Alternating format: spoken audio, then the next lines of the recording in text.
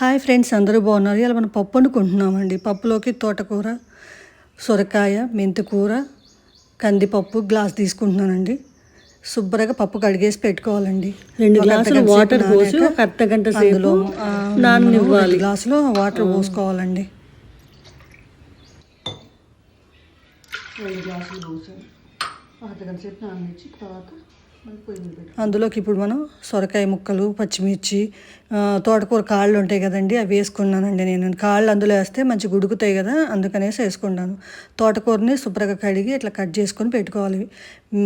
మెంతికూర, పచ్చిమిర్చి, ఉల్లిపాయలు అవన్నీ కట్ చేసుకొని పక్కన పెట్టుకొని ఇప్పుడు మనం పొయ్యి మీద మనం పెట్టుకుందామండి. స్టవ్ వెలిగించుకొని కుక్కర్ పెట్టుకుందామండి.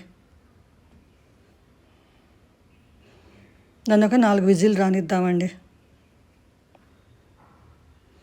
వచ్చాయండి, 4 విజిల్లు వచ్చాయి. ఇప్పుడు పప్పు ఉడికిందో లేదో చూద్దామండి.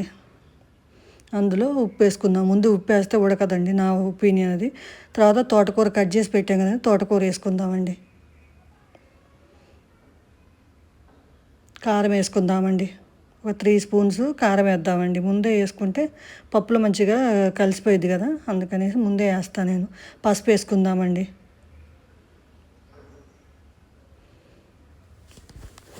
కొంచెం చింతపండు ముందు ఉడకబెట్టుకున్నాం కదా, ఇప్పుడు చింతపండు వేసుకున్నా మంచిగా ఉడికిద్ది. వాటర్ పోసుకుందామండి. దాంట్లో సరిపడా వాటర్ పోసుకొని ఒక విజిల్ రానిద్దామండి. ఎక్కువ విజిల్ అవసరం లేదు. విజిల్ వచ్చిందండి, తీసి మనం పక్కన పెట్టుకుందామండి కుక్కరు. ఇప్పుడు ఆయిల్ పోసుకుందామండి. బాండీ పెట్టుకొని దాంట్లో పప్పుకు సరిపడా తాలింపుకి ఆయిల్ పోసుకుందామండి. పప్పులో ఎక్కువేం పడదులేండి.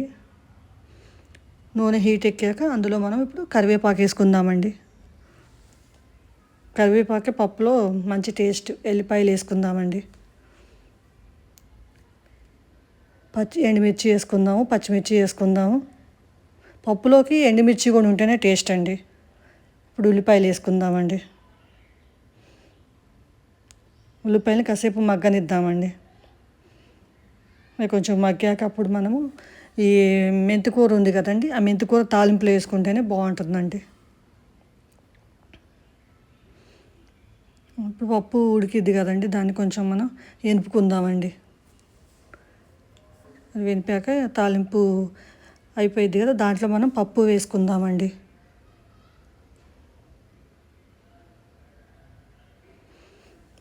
కుక్కర్ కడిగేసి వాటర్ పోసుకుందామండి. అది వేస్ట్గా ఎందుకు పోనివ్వాలి, అది శుభ్రంగా కడిగేసి అందులో పోసుకుందాం.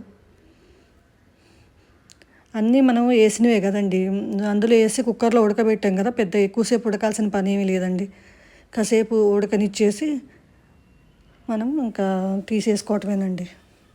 కాసేపు మూత పెట్టేసి ఉంచేసామనుకోండి, అయిపోయింది. ఓకేనా ఫ్రెండ్స్, మీకు కూడా మీరు ట్రై చేయండి. మీకు నచ్చినట్టయితే నాకు ఒక లైక్, షేర్, సబ్స్క్రైబ్. సొరకాయతో కదండి, వెరైటీ బాగుంటుందండి.